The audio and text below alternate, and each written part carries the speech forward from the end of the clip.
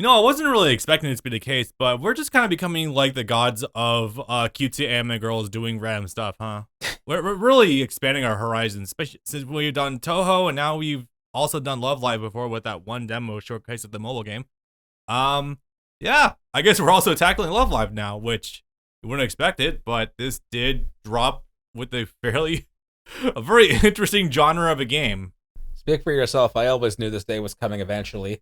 I don't know when, I didn't know what form, but somehow I always knew that I was going to rub your face in Love Live like a dog that went on the rug. Yeah, hopefully not that dog. No, more so the fact that I didn't expect us to get I knew it was probably inevitable anyway, just not in this kind of form, but it's something that was going to happen regardless, but okay. There are a couple of different forms this could have taken. You may or may not have heard of this before, but the director of Blue, who 2 years ago left Arxis. Yeah. How did I forget that?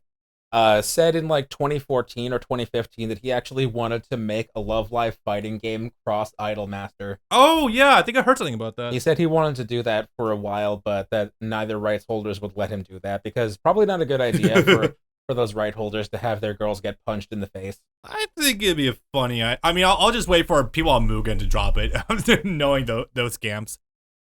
People have been trying to do that themselves, actually, on the Love Live end by making a Love Live Smash clone, but with hideous, tiny, deformed sprites. So even if it was fun, I would never look at it because it looks hideous. Speaking of other chibi stuff, we got Adventure Trot that Smash demo as well. For Toe. Anyway, so that being besides the point, what's up, boys? Bob and Brennan here with new Let's Play. At this time for Love Live. Oh, Christ. Yohane the Parhelion Blaze in the Deepblue. It's okay. It only gets worse from here. The word salad needed some more ranch, but boy, howdy. So this is oh god, the lord of this game. This is actually a pretty wacky one, huh? Yep. So, started originally as, I kid you not, we're deep enough into the video by now, I shit you not, this was originally a April Fool's announcement that just... A multi-layered April Fool's announcement. A very multi-layered, April Fool's announcement that just eventually spiraled into its own kind of release. I think it was more so like they were just gauging the waters, see how people would react. And, well, here we are, one very elaborate April Fool's joke later. Yeah, it's like that time where Adult Swim was like, hey, for one night, we're going to bring back Toonami on April Fool's. And if it does well, then we can bring it back for real. Yeah, exactly. If it didn't go well, they could be like, April Fool's, it was just a joke. And then it did so well that it's been running successfully for 11 years. I think they need to work with their time slots, but that's besides the point. So, this is a very wacky one because this is an April Fool's joke, but also, this is a Metroidvania kind of game. Now, we did a demo run of this game recently, after some technical difficulties, and weirdly enough, I've been wanting to play this game a little bit actually, but it's so fucking new that I haven't had much of a chance to go through it already myself. This is a Metroidvania game, and it reminds me of a lot, and others a lot, of Order of Ecclesia, namely, that Castlevania game on a DS. Bio low-key, probably the best one. So, you want to tell them about the little trophy number down there? Oh, yeah, I was gonna get... So this is Inti Creates. I know that's a run-on-side order from a lot of you, but this is actually better than I would have given them credit for. Their usual stick is game that is over in 2 hours and is an easy platinum. And by easy platinum, I've never seen a platinum this easy before that wasn't outside of like a $2 PSN store game that was just meant to give you free platinums. Yeah, I have gotten some easy platinum trophies before, and like, this is gonna be a weird reach, but like, Tekken Revolution didn't have a platinum trophy, but it was just like 10 trophies, and you just do a couple of basic things and you're done. You got this platinum trophy in about 7 hours. The playtime doesn't, for the first time ever, the playtime doesn't lie. I beat this game in 7.5 hours. The numbers don't lie. They mean disaster for you at Sacrifice. Thank you, Scott Steiner. But this is going to be very funny. First of all, I also want to mention that this was not the form I expected a Metroidvania game to pop up on this channel again. I've done Metroid games before, obviously. We've done one together. Have we done a Metroid game before? Not Metroid. Oh, yeah, Toho, Double Focus, right. I love that game. Yeah, that's a fun one. No, the next Metroidvania game I thought I was going to tackle was going to be Metroid Prime 2, but because I've been pushing that back a little bit, and because there was other games in the genre I was going to tackle, like Axiom Verge, small spoiler alert, I'm aware. No one's going to watch this video. I can spoil things as much as I want to. But this is coming coming out of nowhere. Got announced 2 months ago. We tackled Got announced in April. We did the we did a demo, and now here we are, like not even. Are we even a week removed from the game's release right now? What is today's date exactly? Today is Friday, Black Friday. Go figure. The 24th. Why don't you give the audience a perspective? Safe word usual posting delays. 11/16/23. So we are a week out exactly, almost. We are 8 days removed, which is still, considering you got the platinum trophy in that same time span, that's pretty good. We would have done this weekend one, but we had some other things we had to finish properly, because otherwise that would have bugged the hell out of me. Yes, it would have bugged the hell out of me too, but it is what it is. So I'd say we just kind of jump right in, eh? Yep. Now, jokingly, we were gonna do this on my profile so he could get me the platinum trophy, but Taylor, is my lovely wife, is currently downstairs playing Baldur's Gate 3, and she would be very remiss if we kicked her off again out of nowhere. For like 4 hours. Yeah, that'd be funny though. Anyway, so we got some setup to do, man. There's a lot to cover ground right now. Oh yeah, and since the demo, you've not only seen the rest of Sunshine, you've also seen the entirety of Sunshine in the Mirror. It's weird how Yohane is still just top girl in my book. No, actually, I'm gonna say, despite how much season 2 tried to character assassinate her, nah, she's still great. I don't fucking care. Her autism continues to give me life. Season 2 did a number on everyone. Yeah, it really did. So let's say we just kind of do we take things from the ground up now, or do we just just jump in? There's going to be a lot of, I'm not going to say nothing, but standard Metroid gameplay between big events. So there's going to be a lot of downtime to talk about everything, and we're probably going to get into a lot of our feelings about the series as a whole up through Mirror. Yeah, that was a very cute, nice looking Atlantis. God damn. I mentioned this during the demo, but like the art in this game is fucking beautiful. It's crazy. Oh yeah. Like genuinely, I look at a lot of sprite work, I'm like, this is just a lot of like really good pixel games on PS3. But like it's being upscaled even further to 4K now. Holy fuck. Genuinely baffled.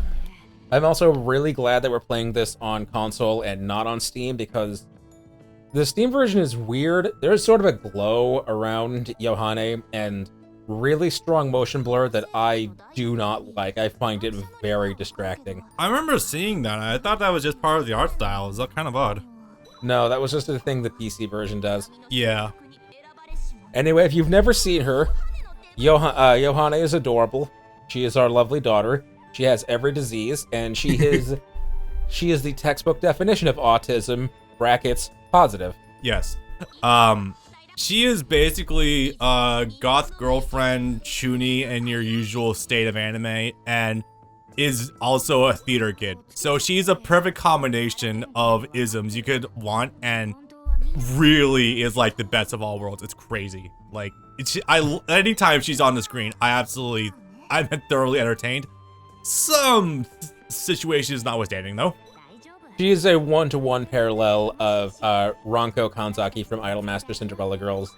They're doing the same shtick. I like Ronko better, but Yohane is still delightful. Oh, yeah. I mean, it is a little hard to top Ronko, but like these two, I'm going to say it's probably more of a good thing where you can actually have someone compare to Ronko, personally speaking. Yeah, you can see she doesn't have that glow around her sprite. Yeah. And the motion blur isn't nearly as bad. Yeah, no kidding. God, I still love the fucking backgrounds in this game, though. This game, I'm going to assume this game probably barely had any production time. It doesn't feel like it. Definitely. But like, still, like, okay.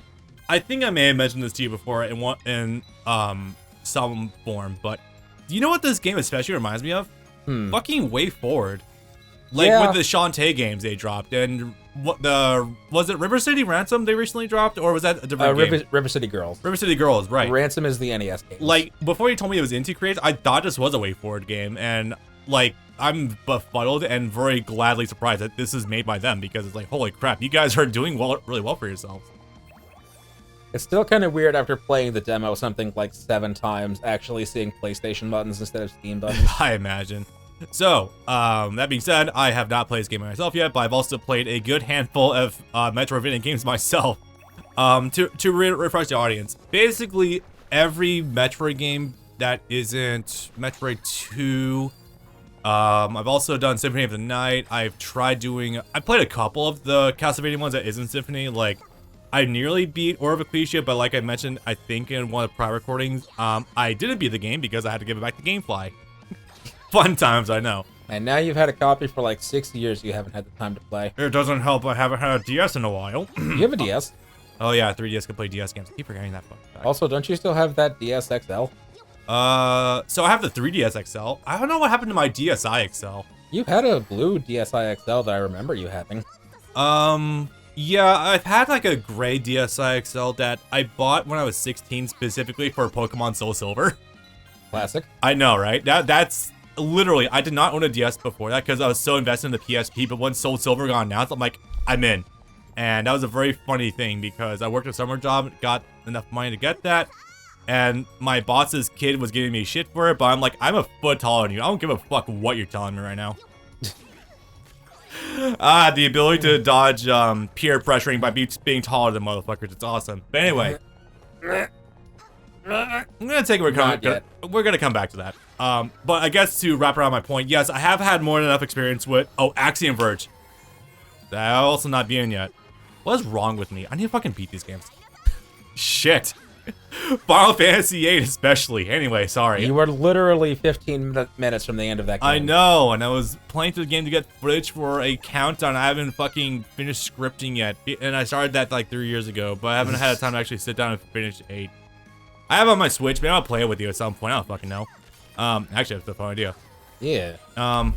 Anyway, what was that? Right. So if you need any thoughts about like, I'll probably be backseat gaming a little bit, just a smidge, just offer my commentary. But like, there's probably gonna be a lot of tropes Inti creates takes from other Metroidvania games of the past, at the aforementioned Super Metroid, Symphony, stuff like that. I really like how your save points are lighthouses. Really really portrays the idea that they live in a port town. Oh, definitely, yeah. Also, the pattern on it, I just think of Kyogre. I do as well, if it's the water aesthetic. By the by, I do want to say that just touching a save point, instantly healing you and saving, fucking amazing for keeping the flow of gameplay going. Very low commitment, just go in, touch it, go out. Very nice. Excuse me. Do I need to reiterate most of what I said during the demo about general gameplay things? I think maybe just for like the general gameplay loops. I imagine more people will watch a Let's Play rather than the Let's demo that we did. Yeah. Okay, so I have my controls slightly altered from the default, I believe. Your weapon attack is a weapon you actually carry that takes up meter. Yeah. Your default regular attack is the attack that actually starts as just your dog. Hate that dog. That you can later upgrade. It also is the same button that all of your allies are on when you get them later. Yeah. So it's like the only attack you have that doesn't cost a resource is just your dog batting enemies. Yeah. By the way, sorry, go ahead. It shouldn't be much of a problem too often, but if you get a little hectic when the routes open up later, you can end up going a pretty long ways without having any meter recharges. Yeah. I'd like to mention also that I think there's some pixel sharpening going on with the PS5 release that wasn't there on the Steam release. I can't speak to what resolution this is rendered at. I can't imagine it's... Like, Yohane herself looks really sharp. Yeah. I'm really appreciative of the fact. But also, I do want to say that despite the fact what was said before about the dog attack being like literally the first one you get in the game, and also the dog itself not being very good, the attack is pretty decent. The hitbox is fucking tall as shit. You can hit things well above you and just snipe them from below. It's actually really nice. I don't know if I'd equate this to Super Castlevania 4's fucking near omnidirectional whip. Not even close. No, but this is not bad. Like, it's got a nice tall hitbox. It's really nice. You're gonna see me ignoring a lot of stuff when that comes up because you're never gonna be hurting for resources, but you don't want to be wasting your time crafting every single item when I would say probably every 15 minutes or so, every 10 minutes instead of every 2, you're gonna be getting resources to get to build the better versions of weapons or of armor. Ooh, you can just quickly cancel the attacks into each other. It's kind of cool. I'm gonna tell you up front, I never was able to nail the timing for that, so I'm not gonna be able to do the weird skips from before. Yeah, you showed me on Twitter. Yeah. Sadly, I tried for like 2 hours one day and I just couldn't get it. Yeah. I mean, it is what it is. I don't think we had to worry about exploiting the game that hard just yet, considering it doesn't really seem particularly difficult. Is there any bullshit sections? No. But it's like, you can get to some areas earlier and out of order. Yeah. In here, I believe... I mean, you've already beaten this game. I'm pretty sure this is just meant to be the boss door from Super Metroid going down into Torian. Kinda, yeah. You beat all of the bosses, you come back here, it opens the path to the final area. I imagine also one cool detail is I'm going to bet that as you do beat bosses, if you come back, the eyes will either change colors or be dimmed out. Yeah. Since that's also the thing that's in the prior games as well. Really cool detail. Yeah. So, does your energy thing recharge by itself? No, only with items or at save points. Ah, okay. So it's not quite a stamina bar regularly. Yeah, enemies don't, it's MP. Enemies don't drop healing or anything. Okay. Well, I guess we don't have any heavy cost things out the gate, so that's fine. Hey, Nigel. Actually, get over here. Get in Twitch chat. By the way, guys, we're by the by, yes, we're recording this live on Twitch.tv. Be sure to follow me over there so you can catch us as we're recording these things live. Be sure to do so by all means. Scrawny 15-year-old girl cannot push part of big stone. My immersion's ruined. 2 out of 10. So you'll notice that chest up there is chained up. Yeah. That's not just because you can't get there yet. That's actually the chain is there because that's an item for a side quest, and the chain is there because you haven't even initiated the side quest yet. Hmm. Okay, so there is some railroading going on. That's not the worst thing in the world. I mean, it's not a main story. It's not a main story item, so it's not a huge deal. Yeah. Contrary to popular belief, there are some purists who will have this opinion. They're wrong. You don't have to have things be automated or segmented in your Metroidvania games and for them to still be good. Like you can have some things kind of locked behind progression and they can still be good, guys. It doesn't have to be Super Metroid where we can literally no-clip through walls and get everything before getting to the first boss. Slightly unrelated tangent. It's a rare sentiment held by players these days, but it's whatever. Anyway, yeah, I recognize this fucker. Yeah, this is one of the 2 bosses you get in the demo, damn it. Yeah. And it doesn't really seem to be... No, it says you remember it. Yeah, I'm very glad it's not a very complicated boss fight whatsoever. Well, I'm not going to be doing a whole lot of damage because the pot shots are tiny, and it never does enough that I need to worry about it overtly. Yeah, so the lightning attack that goes across the floor, I imagine you could probably stall in the air to just avoid that outright using the attack you have. I'm up and down if I like the stalling of momentum doing that. It is it's kind of awkward if you're trying to get into a flow and it's just not happening because you literally stop dead in midair. Hi, Chica. Chica, best lead character in any Love Live show. Any? Really? Even better than season 3 or show 3? So series 3, and that's just the easier shorthand way of calling it because it has the longest name. Yeah. Is series 3 is an ensemble cast where every character gets a decent amount of time in the sun, unlike all of the other series where each character gets an episode, maybe 2 at most, and then completely fades into the background. Cool. So they have a main lead, but it's kind of weird. The way it works in Love Live Nijigasaki High School Idol Club is that they have a character in there that is meant to be the player insert character from the video game or from the original mobile game. Because the way the game works there is you're someone that's new to their club. You're basically club president. You help everyone solve all their problems as a faceless person behind the screen. And they turned that into an actual character. And so that that is technically the main character, but it's mostly them just helping everyone else with their problems. They're not super prominent in the story itself. Okay. Also, while you were covering that, I actually decided to quickly just see what the plot for this game is about. And luckily, It doesn't seem I'm missing too much, but it's also like a cute little callback, I think, to certain past RPG that's very funny to think about. So to catch everyone up, since likely it won't come ever again. Yeah, so this weird citadel thing just kind of emerged from the oceans around New Mazu, funny enough. And it's just like, enough bad things aren't happening around here. Awesome. Hey, that enemy there that looks like one we've already seen is a different color. I wonder if they do like 4 times as much damage. Probably. It's always a chance. So, girls already kind of went in to explore but haven't emerged. And now Yohane herself has to go into it and see if she can find her friends and also see what's going on with this place.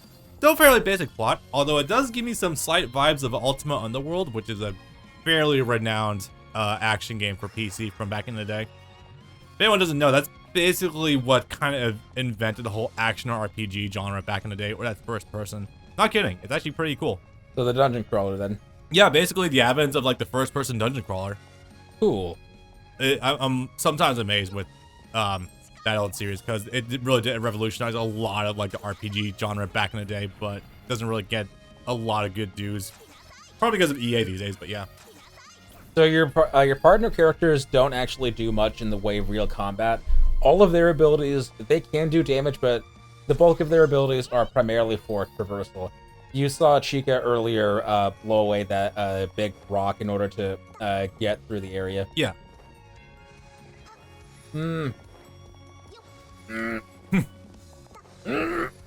Later. I don't think you could reach that if you were to try to do some fancy shit.